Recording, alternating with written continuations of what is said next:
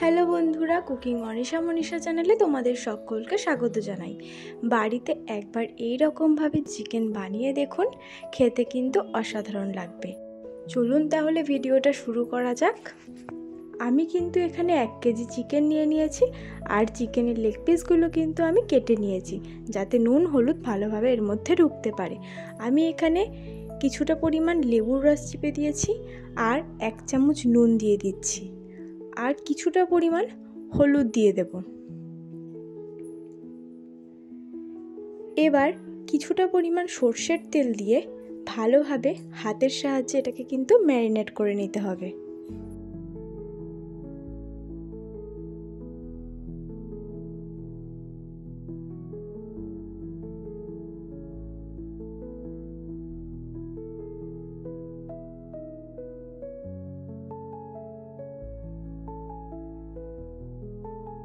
চিকেনটাকে ভালোভাবে ম্যারিনেট করা হয়ে গেলে আমি কিন্তু একটা ঢাকনার সাহায্যে এটাকে কিছুক্ষণের জন্য রেস্টে রাখবো।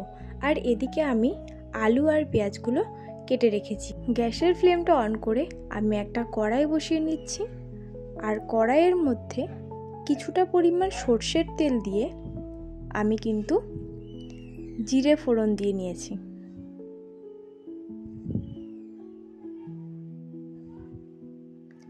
এবার কিন্তু আগে থেকে কেটে রাখা আলুগুলো আমি তেলের মধ্যে এক এক করে দিয়ে দেব।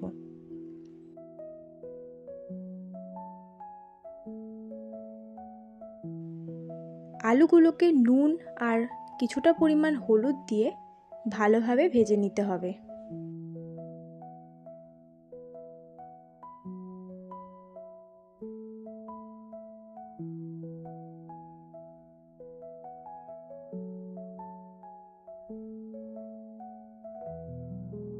আমি কিন্তু আলুগুলোকে ভালো করে লাল লাল করে ভেজে নিয়েছি, তোমরাও কিন্তু এভাবেই আলুগুলোকে লাল লাল করে ভেজে নেবে। এবার আমি একটা থালার মধ্যে আলুগুলোকে তুলে নিচ্ছি।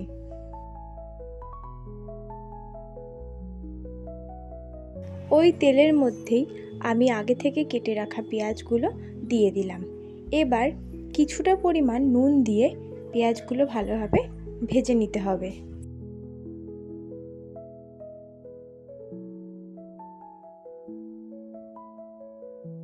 পেঁয়াজগুলো ভালোভাবে ভাজা হয়ে গেলে আমি এর মধ্যে মশলাটা দিয়ে দেব। মশলার মধ্যে আমি দিয়েছিলাম কিছুটা পরিমাণ রসুন, কিছুটা পরিমাণ আদা, কিছুটা কাঁচা লঙ্কা, আর কিছুটা পরিমাণ শুকনো লঙ্কা, আর কিছুটা জিরে গুঁড়ো। মশলাটা দেওয়া হয়ে গেলে ভালোভাবে কষাতে হবে। যতক্ষণ না পর্যন্ত মশলার মধ্যে থেকে তেল ছেড়ে আসছে ততক্ষণ পর্যন্ত কিন্তু ভালোভাবে কষাতে হবে। ভালোভাবে কষানো হয়ে গেলে আগে থেকে ম্যারিনেট করা মাংসটা এর মধ্যে দিয়ে দিতে হবে, আর ভালো করে কষিয়ে গ্যাসের ফ্লেমটা লো করে কিন্তু রান্না করতে হবে।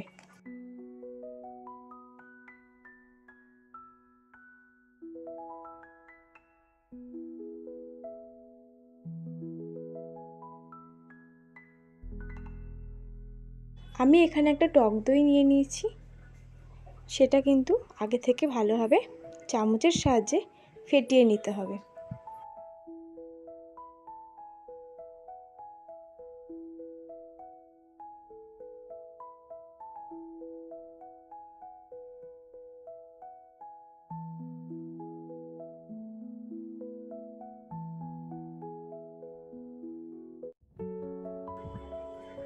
মাংসটা কিছুক্ষণ কষানো হলে এর মধ্যে আগে থেকে ভেজে রাখা আলুগুলো আমি দিয়ে দেব।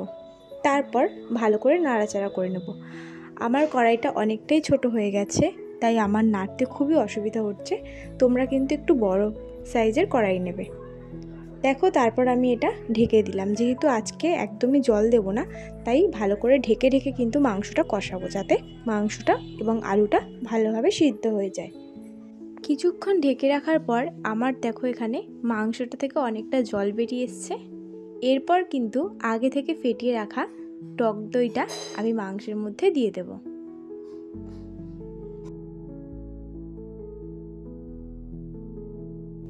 আর আমি এখানে কিছুটা পরিমাণ মিট মশলা অ্যাড করেছি। তোমরা চাইলে চিকেন মশলাও অ্যাড করতে পারো। আমরা মিট মশলাটা খাই যেহেতু, তাই কিন্তু আমি মিট মশলাই দিয়েছি। এবার ভালো করে নেড়ে চেড়ে নিতে হবে।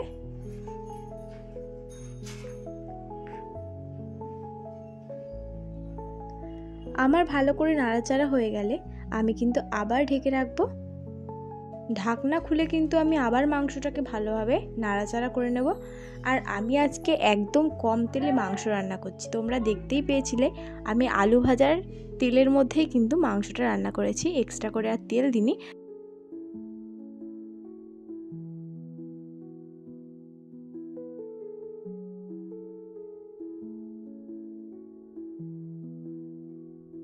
তোমরা একবার এইভাবেই চিকেনটা বানিয়ে দেখো, দেখবে অনেকটাই খেতে ভালো লাগবে।